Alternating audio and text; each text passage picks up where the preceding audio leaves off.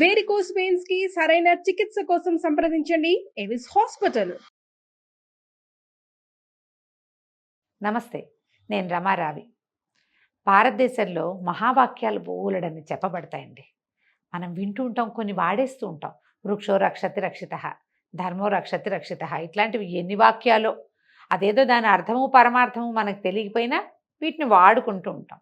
అట్లా ప్రత్యేక మహావాక్యాల్లో చెప్పబడే వాట్లలో అన్నం పరబ్రహ్మ స్వరూపం అనేది ఒకటి వింటూ ఉంటాం మనం. ఏమిటి పరబ్రహ్మ స్వరూపం? అన్నమే దేవుడా? పరబ్రహ్మ అంటే మనని పుట్టించి పెంచి మళ్ళీ పుట్టడానికి అవకాశం ఇచ్చేది పరబ్రహ్మం. మన కోసం ఈ ప్రపంచాన్ని నిర్మించిందే పరబ్రహ్మం. మన నోట్లో నాలికని, మన చెవిలో వినే శక్తిని, మన ముక్కుకి పీల్చే శక్తిని, కంటికి చూసే శక్తిని, మెదడికి ఆలోచించే శక్తిని ఇచ్చింది పరబ్రహ్మం. దాని స్వరూపమే అన్నము అని చెప్తారు. అందుకని అన్నం నింద్యాత్ అంటారు. అన్నాన్ని నిందించకూడదు, ఎప్పుడు కూడా అన్నాన్ని వృధా చేయకూడదు. ఈ అన్నాన్ని వృధా చేయకూడదని ఎందుకు చెప్తామంటే, ఒక జీవి భూమి మీదకి వచ్చేటప్పుడు వీడి వాటాకి, ఆ జీవి వాటాకి ఇన్ని శ్వాసలు, ఇన్ని నీళ్లు, ఇంత అన్నము అని నిర్ధారింపబడి ఉంటుంది. హిందీలో చెప్తారు, ఖానే వాలే కా నామ్ దానే దానే పే లిఖా హోతా హై ఖానే వాలే కా నామ్ అని.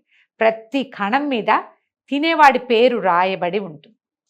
మన కంచంలో ఉన్న అన్నాన్ని కనుక మనం వృధా చేశామంటే మన ఆయుష్ని బయట పారబోసినట్టు. మనం ఇంతకాలం బతకాలి, అంత అన్నం తినాలి, ఇది లెక్క కదా.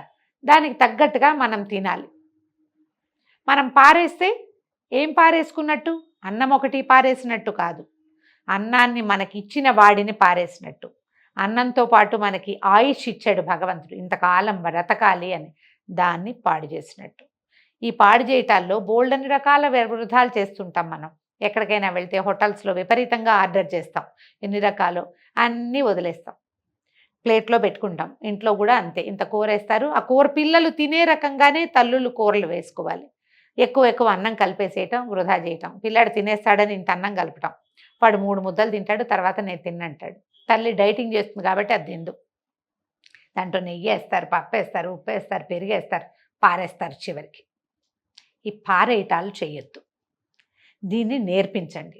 లోకంలో అన్నం తినగలిగే ప్రాణులు, హాయిగా కావలసింది కొనుక్కుని వండుకుని హాయిగా తినగలిగే జీవులు ఎంతమంది ఉన్నామో, ఆ అన్నం దొరకని వాళ్ళు అటు ఇటుగా అంతమంది ఉంటున్నారండి. అన్నానికి బాధపడే వాళ్ళు చాలామంది ఉన్నారు. మనం ఇక్కడ మన కంచంలో ఆదా చేస్తే అది వాళ్ళెవరికో చెందుతుందని నేను చెప్పటం లేదు, కానీ చెందే అవకాశం ఉందని ఆలోచించమంటున్నాను. పిల్లలకి ఎక్కువ అన్నాలు పెట్టి పాడు చేయకండి. బాక్సుల్లో చాలా రకాలు పెట్టడం, సాయంకాలం తెచ్చి చెత్తబుట్టలో వేసేసేయటం, ఈ పనులు చేయకూడదు. పిల్లలకి ఇది నేర్పించాలి. తల్లులు దీన్ని ప్రాక్టీస్ చేయాలి. ఫంక్షన్లకు వెళ్తాము, అక్కడ కూడా ఏమిటో వాళ్ళెవరిదో ప్లేట్ కదా అని ప్లేట్లు తీసుకుని పెట్టుకుంటుండా పారేస్తుండా. నేను ఒక ఫంక్షన్లో చూస్తాను, పిల్లాడికి కూర అన్నం కలిపిన ప్లేట్లో పప్పు పులుసు తిండటవాడు, పులుసు అన్నం కలిసిపోతుంది. అందుకని కూర అన్నానికి ఒక ప్లేటు, పెరుగన్నానికి ఇంకో ప్లేటు పెట్టుకుంటారు. ఓ ప్లేటు 700 600 ప్రైజ్ ఉంటే ఈ చిన్న 3 ముద్దలకి ఇంతేసి డబ్బా. వాళ్ళు ఎవరిదో అయితే మాత్రం మనం పారేస్తున్నది ఏమిటి?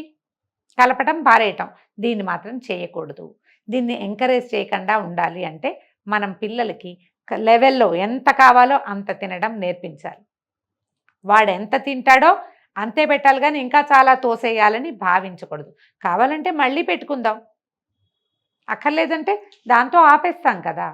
ఫంక్షన్స్లో బాగా భోజనాలు ఎక్కువ మంది కోసం ఆర్డర్ చేసేయటం. ఓ 100 మంది అనుకుంటే మనకు 50 మందే వచ్చారు, లేదా 60-70 మంది అయ్యారు. ఇంచుమించు 30 మంది భోజనం మిగిలిపోతుంది.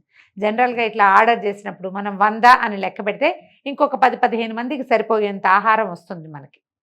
ఏదైనా ఫంక్షన్ చేసేటప్పుడు ఆహారం వృధా కాకుండా ఉండటం అనేది ఒక్క పాయింట్ మనసులో పెట్టుకుని, ఈ మిగిలిన ఫుడ్ పంపడానికి ఇంకొక సోర్స్ చూసి పెట్టుకోండి ఒకటి.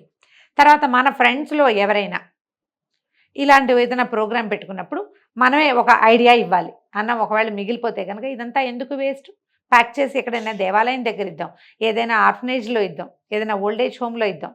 చాలామంది బిచ్చగాళ్ళు ఉండే ప్లేసులు కొన్ని కనపడుతుంటాయి, అక్కడెక్కడికైనా ఇద్దాం. ఇలా ఆలోచిస్తాం. లోకంలో చూడండి, ఆలోచించాలి, ఇది ఆలోచిస్తే బాగుంటుంది.